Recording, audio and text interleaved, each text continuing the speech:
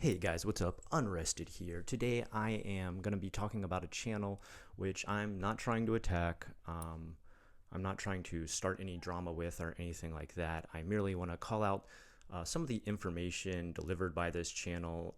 It's done in YouTube Shorts. It's a channel called the Hitobito, which translated that would be like the people, the group of people, the crowd of people. If you say the word Hitobito, it usually means like people, like a group of people. Hitobito gumi would be like a big crowd of people, I suppose.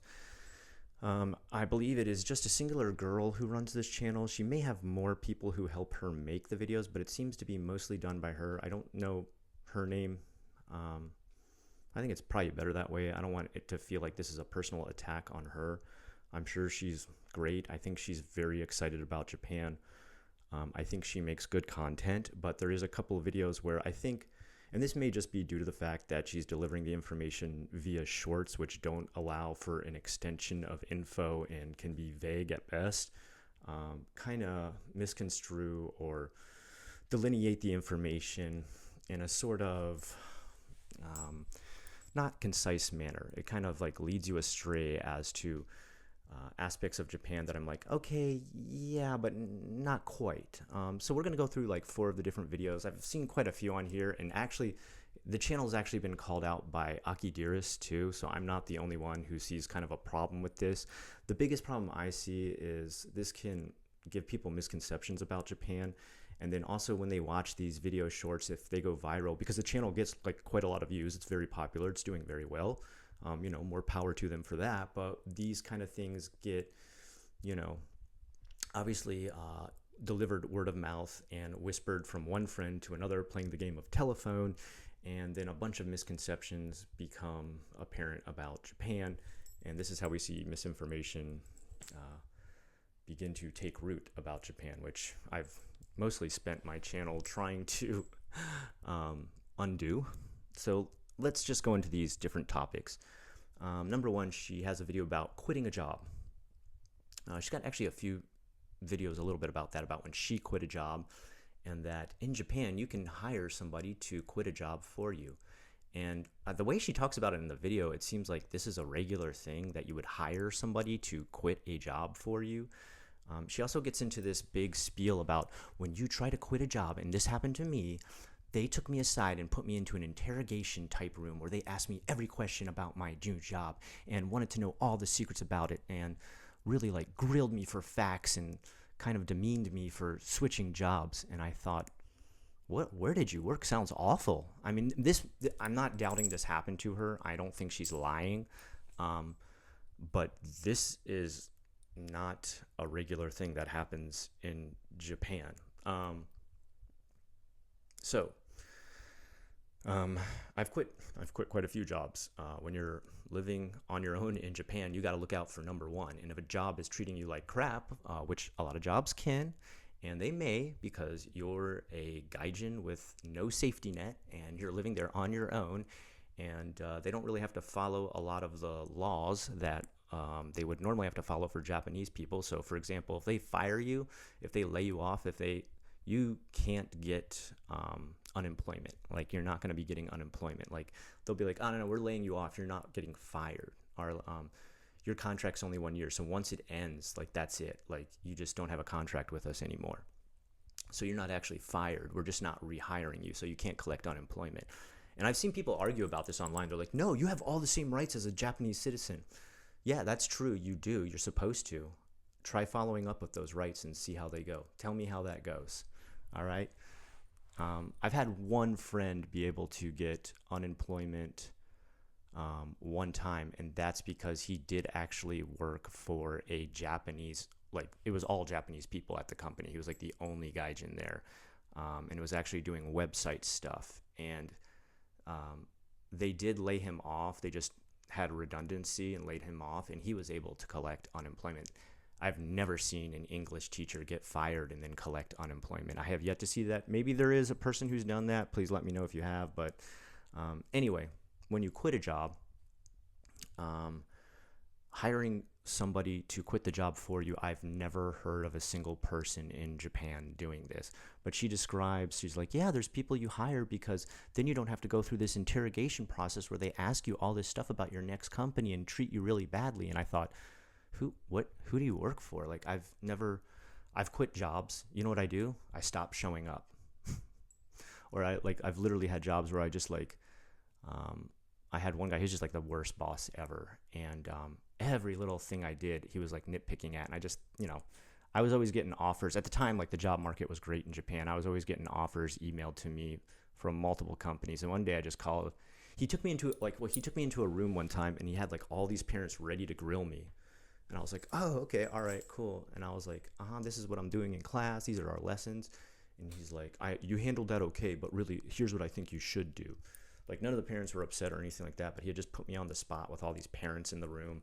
And like, I don't know what his deal was. I was up for a raise, and I guess he wanted to use it to justify like not giving me a raise, I think is what it was. He was like a really shrewd businessman, which, hey, go for it, but you're not going to keep me employed.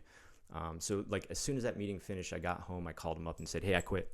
And he's like, you can't do that. I'll have my lawyer talk to you. And I was like, oh, we've got a family lawyer. Give me your lawyer's phone number and I'll connect him with my family lawyer. He backed down real quick. He was just like, okay, well, you don't really have to do that. But I mean, like, don't you want to come in and say goodbye to the kids? And I was like, no, you obviously don't appreciate having me there. So why would I appreciate your business at all? And he just like, okay, bye. Like, he just gave up after that. He was just an asshole to work for. So I just quit. And there was no, like, he didn't try to be like, so where are you going next? What job are you going to do? Like, that was the worst I dealt with. And I mean, he was just a jerk. I had one where I was working for a company and it went really well for 3 years. And you worked as a kindergarten teacher. You had a different Japanese assistant every time, which was fine. I got along with every single one for 3 years. And then in year 4, they gave me this lady, Saori, and Saori decided she was my boss, even though she was my Japanese assistant. So the way she would talk to me was like I was her underling, and I just wasn't up for it. I was just like, yeah, I know I got to do that. I've been doing this for like 3 years now. She'd be like, next you need to get this ready. And I'd be like, I know I've already gotten it ready. I've been doing this for 3 years now. And so I got into like 3 months of that year, and then I just stopped coming in. I was just like, you know what? I'm going to start to look for another job. Of course, got found one right away because working for like Youchien or Hoikuen, really easy to find a job. Not a lot of people want to work in kindergarten or preschool as an English teacher. I had a background in that, so for me it was really easy. I got my next job, and I just didn't come in the next day. And that company owner called me, and he was like, wait, why aren't you coming in? And I was like, I'm just sick of working with Saudi. And he's like, but I don't have anyone else to work with you. And I was like, well, I can't work with her. You're going to have to find someone else to work with her. I'm done.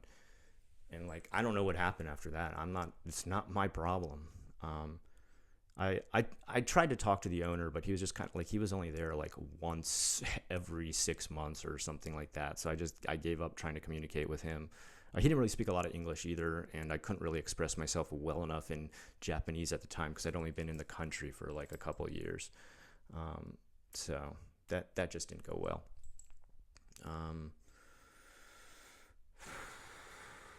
The only other jobs, like I never really quit other jobs outright, but I never had this whole like they grill me, they put me through like a stress test. Where are you going next?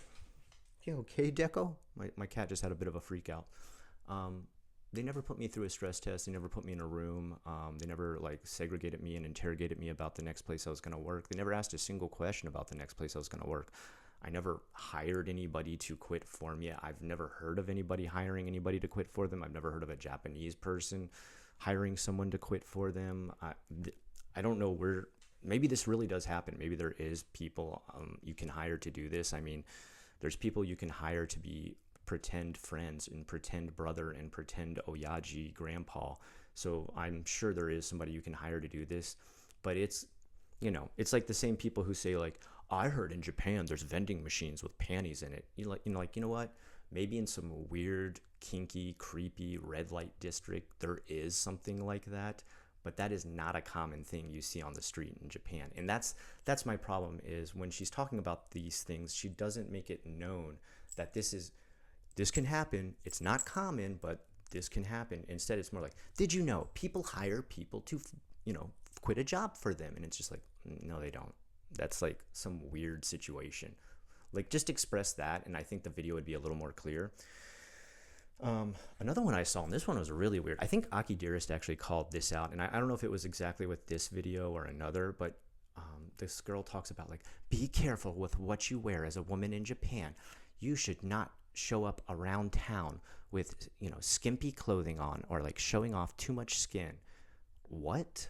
Where's this? Like, in like the super, super conservative countryside?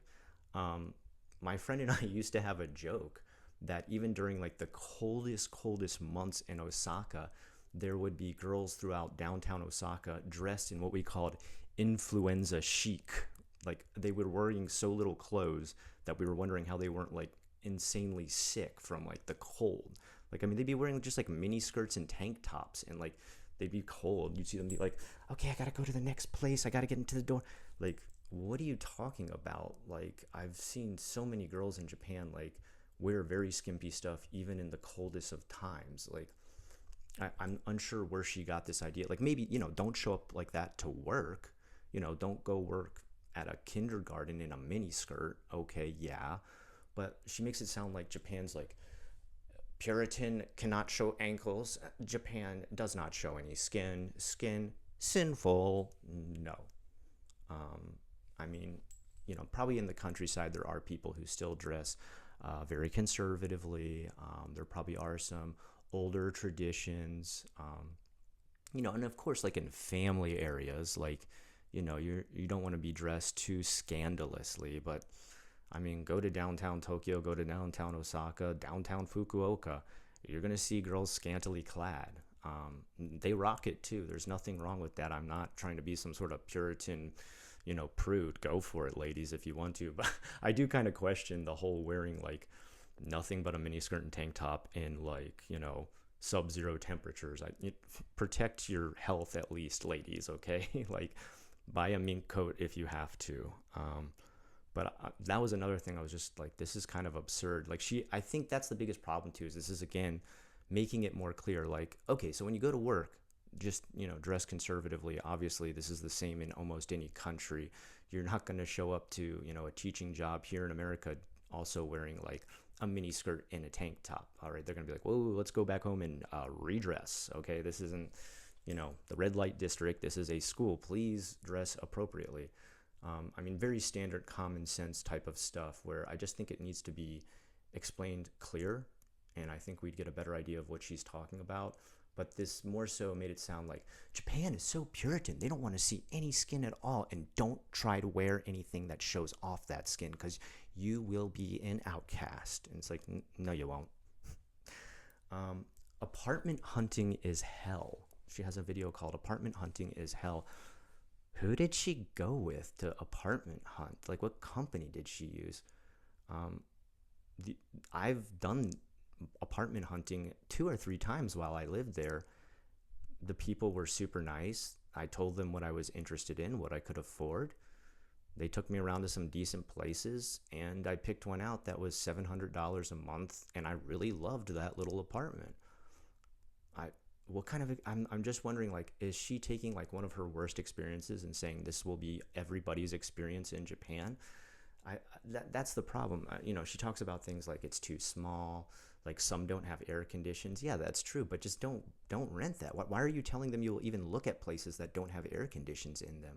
Like, just tell, like, there's a sheet you fill out when you get into the place. It's like these realty companies. There's Century 21 out there. There's a bunch of other ones. You come in, you fill out all this paperwork. Some of them, they even have an English one for you to fill out.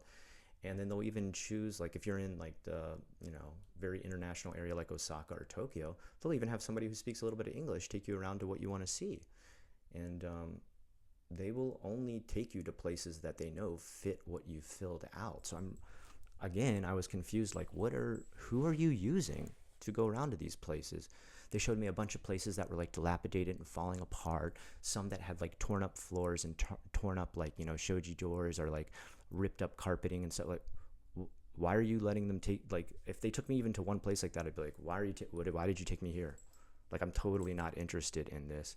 I remember when the guy who took me around, super nice dude, very polite, he took me to three different places. The third place I chose, and the first one we showed up to, it was supposed to have an air condition, and it didn't. And he was like, "Okay, sorry, the landlord said there was an air conditioner installed in this, and there's not. I apologize for wasting your time." I'm like, "It's cool, dude. How would you know? Like, like how you're not psychic." And he's like, "Okay, yeah, but I'm just sorry for wasting your time. This person lied. I have to fill out a complaint form." And if anything, he was pissed off. I wasn't. It wasn't his fault. He didn't build the apartment. Um, Again, I'm confused. Like, how are you handling Japan? Are you making it difficult for yourself? If you are, then please just explain. Be like, I'm challenging myself to know as little bit about Japan as possible and do everything the wrong way. Like, if that's your theme, hey, go for it. But like, please explain. Um, oh yeah, and then the last part, the last this one I really had to laugh. She said, "America and Japan. Sometimes Japan knows America too well. There's a fake Statue of Liberty." And she shows like this fake Statue of Liberty. She's like, they even have like a replica of the Statue of Liberty. And like, it's like, actually, there's two replicas of the Statue of Liberty. There's one in Osaka too, in Amemoto. You should have talked about that one. Japan has an idea of what they think America is. It's the same thing as America thinking they know what Japan is like. How many ramen things do you see connected with Japan? Like, how many T-shirts have you seen that say like "I love ramen"?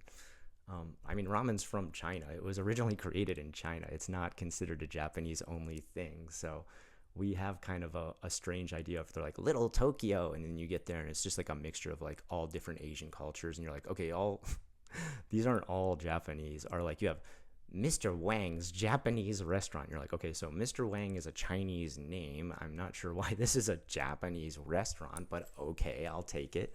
Um, or like even some of the shops out here in Florida were Yokoso ramen. Like that doesn't even make any sense. Welcome ramen. What? And then the ramen is garbage. The karage is garbage. Like they have no clue what they're doing trying to cook this stuff. It tastes like complete trash. And I mean, same thing in Japan. They don't completely know what they're doing. You know, go eat pizza at a place that is, Japanese pizza trying to be American. Now there's Domino's. They know what they're doing because they have an exact set recipe they have to follow internationally. Costco too. They have the same situation. So it's good there. But like go to like Pizza La. There's a place called Pizza La, and they put crap like mayonnaise and sweet potatoes on the pizza, and it just tastes nasty. It's gross. Like they do not make good pizzas.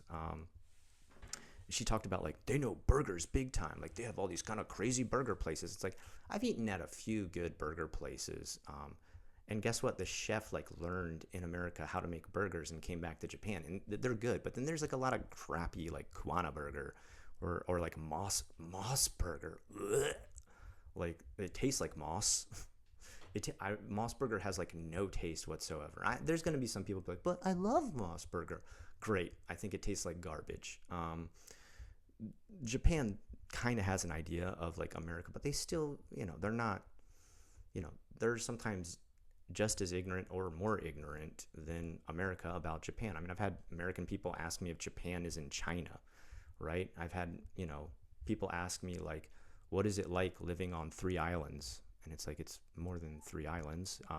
Or like, they think there's just like only Tokyo, right? They're like, so is like Tokyo just like the main island? You're like, well, no, not quite, which is fine. Like, whatever. I don't expect everybody to know as much about Japan, having not lived there. And I always get the question, so did you learn to speak Japan? Like I've talked about this before, right? Japanese? I really don't understand that question when Americans ask me, did you learn to speak Japan? Almost every Asian language is E's. Vietnamese, Chinese, Japanese. Like just add the E's. You've never heard it turned into a language? Like, the language adds like a new suffix on, right? Are we okay, America? But, Japan does the same thing. When I would tell them I'm from Florida, they'd be like, oh, I love California. And I'd be like, okay, but that's on the other side of the country. They'd be like, oh, Florida, Arnold Schwarzenegger was the governor. I'm like, no, that's California. So, same thing. I don't get angry at the Japanese for this, but I also don't think like Japan really knows America. They have an idea, but I mean, I've had people in Japan ask me if like we carry guns on the street, like we walk around with like, AR-15s and pistols. Like, is everybody armed in America? Do they all carry guns? No. What? So I mean, like, um, I think the big problem we're running into is maybe there should be some sort of disclaimer or like some sort of note on these shorts, or she should like begin everyone being like, this is just a quick excerpt of my personal experience of Japan. So like, start it like that. Be like, this is my personal experience. I had to hire somebody to quit for me. This is my personal experience. I got scolded for what I wore to work. Okay. Like, okay, that's fine. We all have our personal experiences, right? Um, Mine's very different from hers, I'm sure. But I think the problem I'm seeing is this is a label she's throwing over everybody's experience. She's making like generalizations. This Hitobito channel is making generalizations that are just vague or untrue. And that's kind of all I'm calling out. Again, no hate towards this channel, no hate towards her. I wish her channel the best. I hope it's way more popular than I'll ever be. I wish it all the success in the world. But just those of you out there who run into some of these videos and things, please be aware that there's usually more to the story than what's being told in these tiny shorts about Japan. Because I have been starting to get questions about like, I heard that you have to hire someone to quit for, is this true? No, I've never heard anybody do that. So anyway, guys, I do want to let you know monetization has been turned back on. Members vid will be back up this week. I'll try to get more than one members vid out. What I'm planning on doing is if I don't get more than one out this week, after this week finishes, I have 1 week off from school. And I'm going to go ahead and make probably a couple members videos over that time that I have off to make sure I kind of catch up. I probably owe you like 2 or 3 members videos. So you will see your memberships have turned back on. You shouldn't be charged for October, I believe, but I'm not sure if they're going to charge you for November. So that $1.90, look for that $1.90 hitting your bank account. I'm real sorry. But thank you so much to all you members. I'm going to start doing a member read off again soon.